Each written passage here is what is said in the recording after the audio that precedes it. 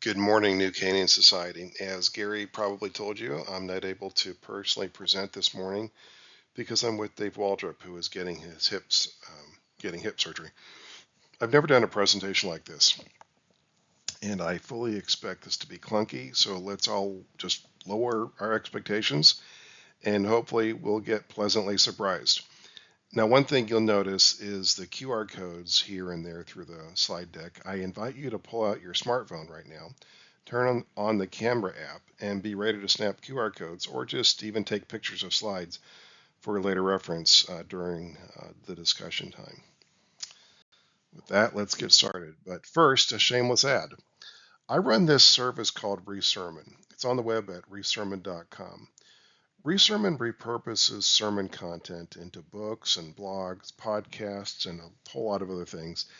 And we do this to help pastors and Christian leaders more effectively engage the public square.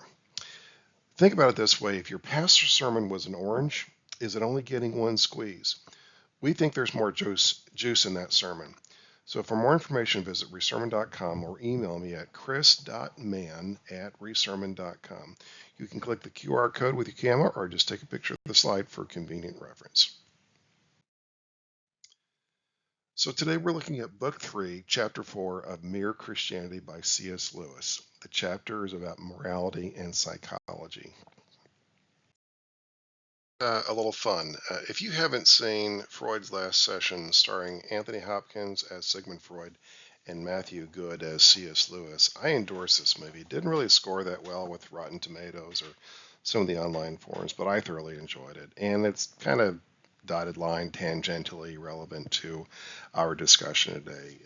The discussion between the afternoon's discussion between Freud and Lewis is just fascinating. And I'm not a historian, so I can't vouch for how accurate the movie is, but it was a good watch and well worth the $4 I think that I paid for the rental. It's made by Sony Pictures in 2023, so it's a pretty recent film. So the big question here is, what is a good man? Lewis proposes three profiles of soldiers to illustrate the difference between a psychological or neurological understanding of man and a moral understanding of man. And so let's take a look at those three profiles. Profile number one, I've named Soldier Tim. Tim is a man with rational fears, and yet he courageously fights.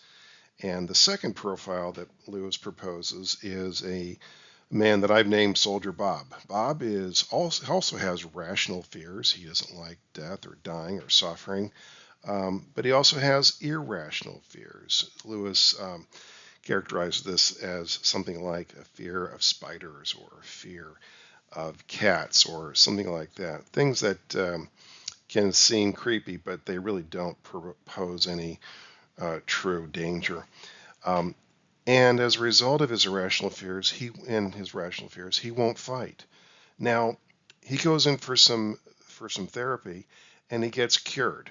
Whatever the problem was, he gets cured. He's no longer irrationally afraid of spiders, no longer irrationally afraid of cats, and he goes into war and he fights. And there's a third profile of soldier. We'll call him Larry, Soldier Larry. Larry Bauer, if you're in the room here, this is nothing against you. I just kind of arbitrarily pick names here. Soldier Larry he has rational fears as well. He also has irrational fears, and he won't fight like Bob.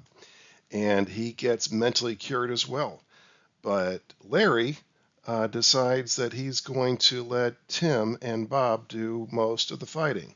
And Larry is along for the ride, and he's just doing this as long as he has to, determined to survive the war and make it back home and get on with life, and even at the expense of some of his colleagues who are depending on him being not just an average soldier, but a good soldier.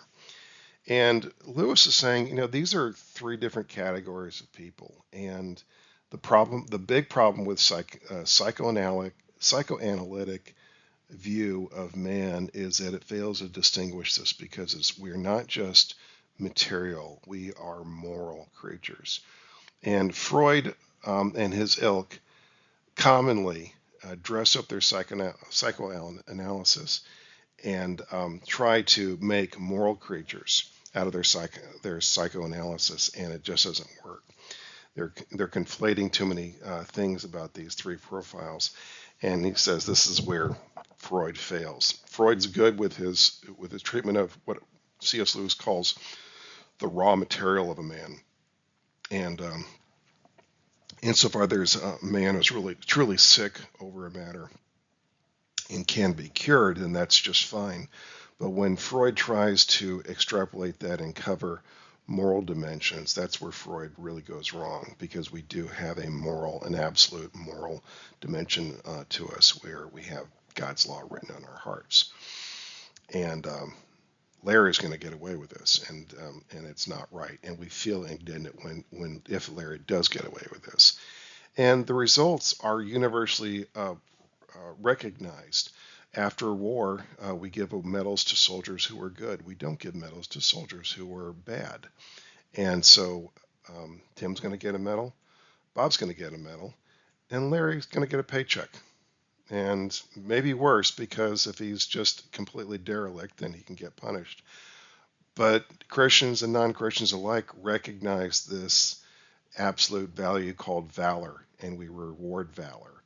And we appreciate valor, and we incentivize valor. We incentivize just showing up too. We'll get paychecks, but nothing like valor, real bravery, real courage in the face of danger. So here's the discussion question I want to propose for today. Please help me by kicking the tires on the following maxim that I've been personally working on for the past year. I'm not sure what I'm going to do with this, but it feels like a bone that I just have to keep on chewing on, and I appreciate your feedback, anything kind of soundboarding you can offer. Please discuss this among yourselves. The big idea here is the best gift a good man can give to himself, his family, his community, and his world is his biblical fluency. The best gift a good man can give to himself, his family, his community, and his world is his biblical fluency. That is something I've thought through as the working definition of a good man. So I welcome you to kick that around. Feedback, yes, no, thumbs up, thumbs down, thumbs sideways.